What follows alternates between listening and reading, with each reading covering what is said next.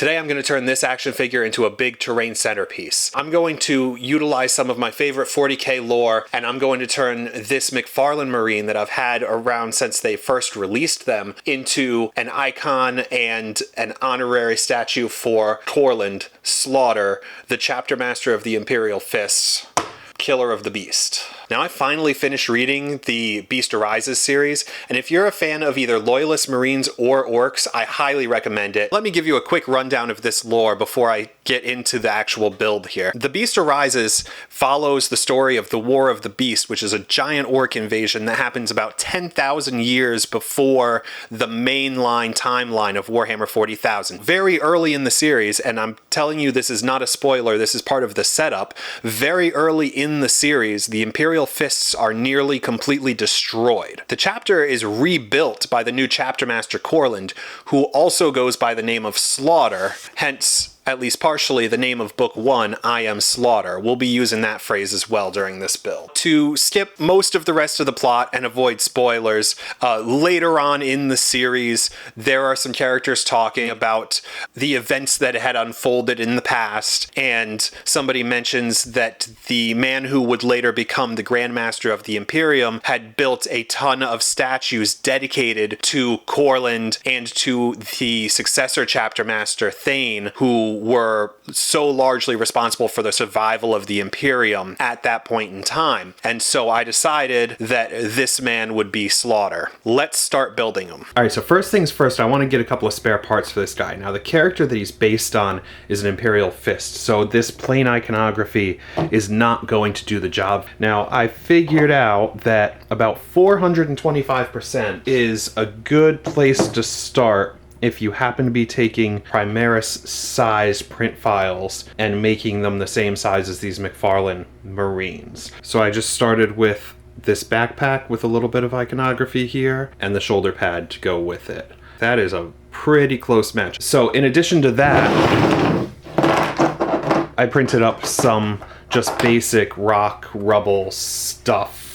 Luckily, we don't have to get too crazy because the base of a bronze statue would not be insanely detailed, so a few of these pieces will do just fine. Let's get them all assembled. There's not much to be said for this part of the build. He's already a complete figure. I'm going to swap out one of the shoulder pads for one with an Imperial Fist icon, and I'm going to put on the backpack. I am also going to notice that the backpack, having been sized up far more than it was ever meant to, since I printed this at 425% of its original intended print size, it had a few rough polygons and like textures that weren't super smooth at this scale that it was never meant to be printed in. So I had to take some time and do a little bit of sanding to get everything smoothed out before I attached that. And I'm going to do that off camera, but I'm going to do it with just these cheap dollar store files because it's really all that you need. You don't need fancy hobby sanding sticks. As far as basing and posing, he is supposed to be representing a bronze statue, so he doesn't need a ton of basing material. I scattered these rock pieces around on the base just so that I could have something to pose him on, and I started from the ground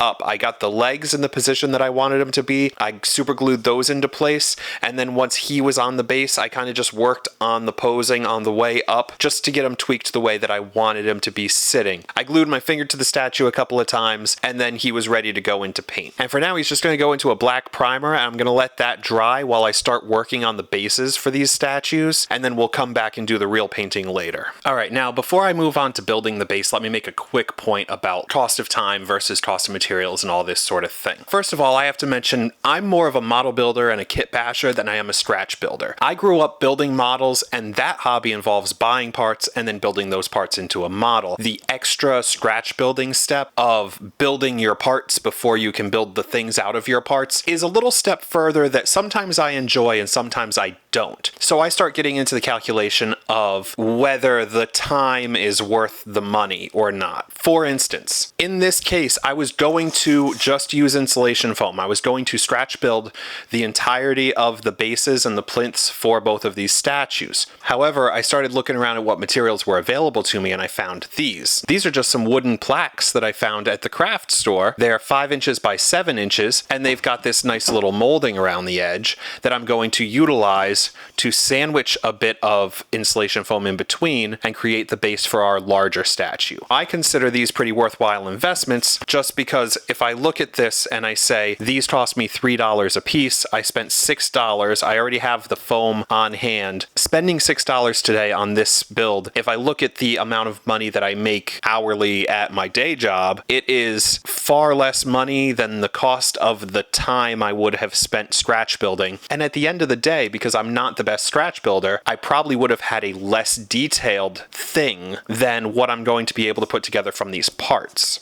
And I do want to get to the putting together and painting part of the process. So let's do that. The piece for slaughter is just going to get a piece of insulation foam wedged in between these two wooden plaques just for height and to get that real proper plinth appearance. Now I'm going to have to use white glue for this because I think it's the only thing I've got on hand besides hot glue that will not melt the foam. But once that's all done, I'm going to utilize a tip brought forth to me from a commenter on another video, and I'm going to try putting baking soda into just a black craft paint, maybe a little bit of Mod Podge mixed in there, and I'm going to paint both of these completely with this, and I'm going to try to get a stone texture out of that. Let's see how it goes. So this baking soda and the paint trick worked out really well. I'm super happy with it. It applied very nicely. Of course, it loaded up the brush, so you want to make sure that you're using a cheap, junky brush that you don't mind beating up because it's going to get beat up. And it's going to be hard for me to show you with this matte black paint just how well the texture came out, but I will show you as we start dry brushing that later. But in the meantime, while I was waiting for that to dry, I did a couple other things. The first thing that I did was I recruited my wife's help and her Cricut machine to get a couple of plaques made for the base of the slaughter statue. And these were simple enough. They were just cut out a cereal box and then put onto a paper backing, and that's all that I did to prepare them for paint. Speaking of paint, it's now time to paint slaughter as well. Slaughter and the plaques are going to get sprayed with this Rust-Oleum Bright Coat Rose Gold spray paint.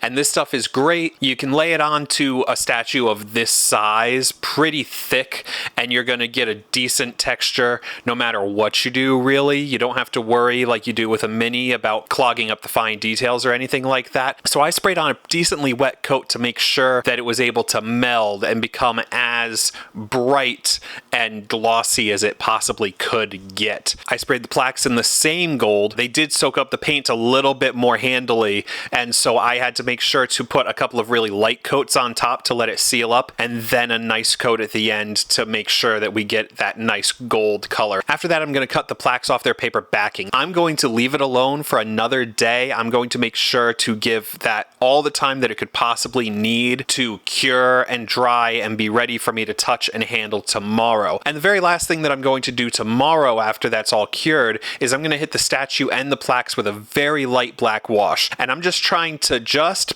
barely dull down that chrome gold finish and give a little bit more depth and dimension in the recesses, define some of the shapes and all of that. I do not want to go as far as I did with this smaller mini with that really heavily weathered green verdigris look. I want this to be a newer looking statue than that. Drop me a comment if that's something you'd like to see another video about. It's a relatively simple process. This is just gold paint and a wash to get these results. The black wash is also going to help the lettering stand out on the plaque. And then we're almost done. The last couple things that really need to be done is just to dry brush some grays from dark to light on the base pieces of these builds and to stick everything together. And then this is what they're gonna look like when we're done. So we've got our huge Horland statue here, a great centerpiece, and it does come apart. I do have just the smallest inkling that among my stupid collection of weird Chaos Knights that this can be a proxy for kind of a Slaneshi, ego-driven golden knight for, you know, very friendly games that would allow it, of course. And that's the build for today. Now, if you want to see some more things I've done with this chrome gold in the past, I did do a video showcasing some of my Chaos Possessed, and most of those were painted in chrome gold with various kinds of contrast paint and technical paints over the top to achieve different effects. I really love using this stuff as a base coat to get kind of oddball and unique effects with the finished product. If you're looking for something a little bit more terrain based, I set up a whole playlist of that, starting from building a game table and through building a simple terrain set, and I will be adding terrain builds every time I post one onto that playlist, so feel free to check that out as well. If you like what you're seeing,